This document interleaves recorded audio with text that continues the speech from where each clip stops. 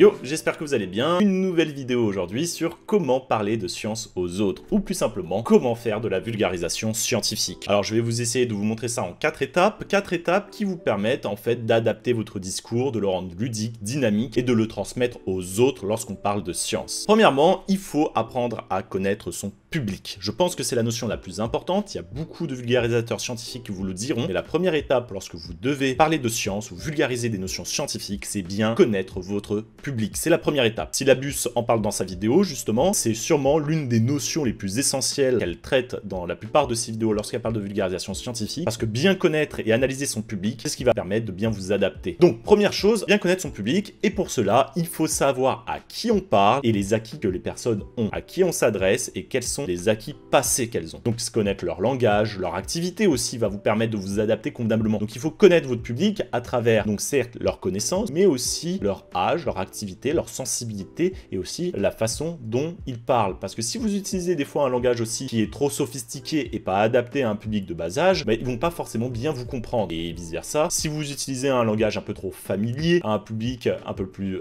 âgé, vous allez avoir quelques surprises. Surtout, il faut bien connaître les difficultés de votre public. Quelles sont les difficultés de votre public? Si vous vous adressez à une salle et que la plupart des gens sont phobiques des mathématiques ou ont un problème avec les mathématiques, vous n'allez pas vous adresser de la même façon avec des gens qui ont une forte appétence avec les mathématiques. Connaître son public, c'est aussi connaître ses difficultés. Et ça, c'est essentiel parce que vous ne pouvez pas donner envie comme ça, en claquant des doigts à des gens qui ont des fortes difficultés, des fois, par rapport à des gens qui n'en ont pas. Pour ça, il faut utiliser des astuces ou des techniques. Donc ça, c'est mon conseil essentiel, c'est bien connaître, en tout cas, le public à qui vous adressez. Deuxièmement, c'est s'adapter aussi à son public. Pas seulement le connaître, mais savoir s'adapter. Et pour ça, s'adapter en termes, certes, de ce que vous allez transmettre, en termes de discours et de connaissances, aussi s'adapter par rapport à sa posture, à la façon dont vous allez vous tenir et vous adresser. Faire un cours de mathématiques comme j'ai vu des fois chez certains profs, c'est bonjour, aujourd'hui nous allons parler d'espace vectoriel. Sérieux, est-ce que ça vous donne envie d'écouter des mathématiques? Personnellement, moi, ça me fait fuir. Adapter son langage, sa posture et un peu ses manies, c'est essentiel. Moi, quand je fais une conférence, je pense que je suis beaucoup plus ennuyeux que lorsque je fais une vidéo sur YouTube. Quoique j'ai les mêmes tics, on me dit souvent. J'ai les modulations de voix, j'ai l'énergie, et je suis beaucoup plus ennuyeux parce que je m'adapte, ma posture est différente, plus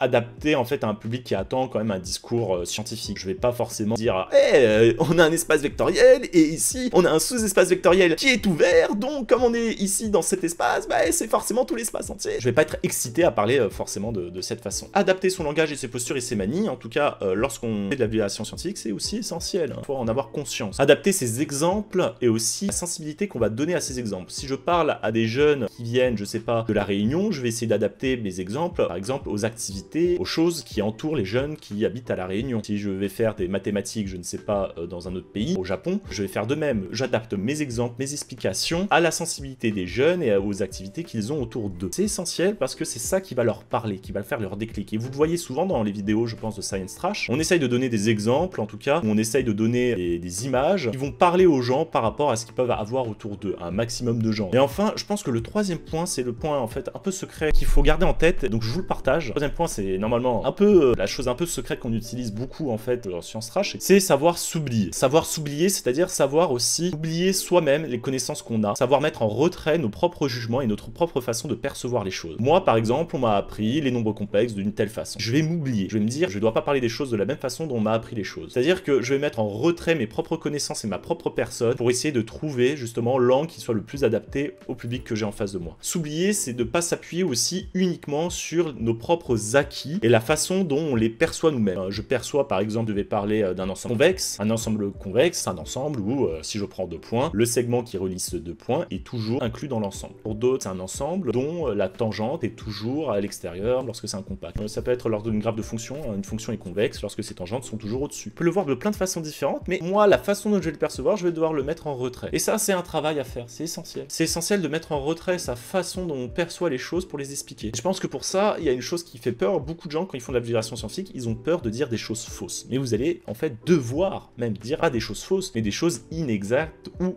imprécises. Parce que l'objectif, c'est de ne pas être trop pompeux dans la précision, quitte en fait à noyer le discours. Si vous noyez le discours dans la précision et dans la rigueur trop matérialiste, votre public n'est pas forcément adapté pour, et il va forcément décrocher pour une partie d'entre eux. Donc il faut ne pas avoir peur à dire des choses imprécises ou presque inexactes. Il faut quand même rester dans la rigueur scientifique, hein, c'est-à-dire dire des choses certes presque inexactes, mais qui restent exactes dans le contexte où vous l'avez placé. Par exemple, une personne qui maîtrise excellemment bien ça comme vulgarisateur, c'est Jamie Gourmaud. Hein, dans la plupart des explications scientifiques qu'il donne, il n'est pas parfaitement précis, mais il n'est pas inexact. Il n'est pas inexact pour autant, mais dans le contexte qu'il donne, qu'il explique, il est totalement exact dans la plupart du temps. Donc c'est quelque chose d'important. Et enfin, quand je dis s'oublier, c'est oublier aussi toute la faculté à être pompeux, chiant. Il faut savoir être simple, rester sobre et donner des explications qui restent pas difficiles à digérer pour le public qui est en face de vous. Enfin, quatrième point que je voulais donner, et qui est selon moi le point fort que j'ai là-dessus, c'est être en tout cas dynamique, ludique et savoir parler. Pour ça, c'est par exemple prendre des images, imager, prendre des exemples qui parlent aux gens. Lorsqu'on fait une vidéo, on va essayer de, lorsqu'on va donner une explication compliquée d'une notion, l'imager. Prendre une image pour dire qu'est-ce que ça signifie. On va le remettre dans un contexte. Et c'est tout ça le travail même d'un enseignant. L'enseignant doit avoir la capacité de recontextualiser les notions qu'il a apprises en mathématiques dans différents contextes différents. C'est ça qui est essentiel. Par exemple, si je dois vous parler de ce que c'est une régression linéaire, je vais essayer de prendre des exemples.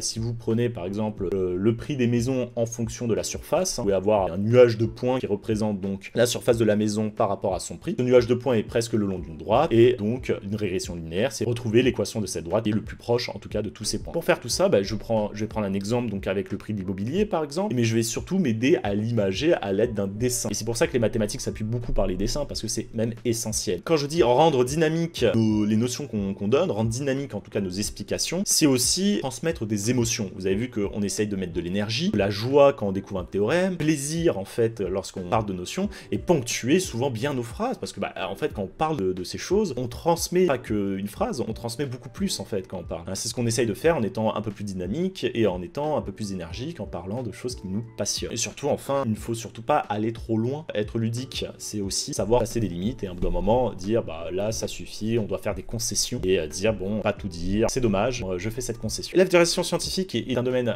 assez difficile. Je pense que c'est là où il faut apprendre aussi à se remettre en retrait et à pas être trop sûr de soi, parce que ça peut marcher avec certaines personnes, ça ne peut ne pas marcher avec d'autres personnes. C'est savoir réussir en tout cas à faire un consensus de tout ça pour que ça marche le mieux possible. J'espère que vous avez apprécié en tout cas cette vidéo. N'hésitez pas en tout cas vous aussi à faire de la vulgarisation scientifique dans vos classes, à l'école, autour de vous, avec vos amis, à parler de science et à m'envoyer même ce que vous faites. Je les regarderai avec plaisir. Je vous dis à bientôt. Ciao.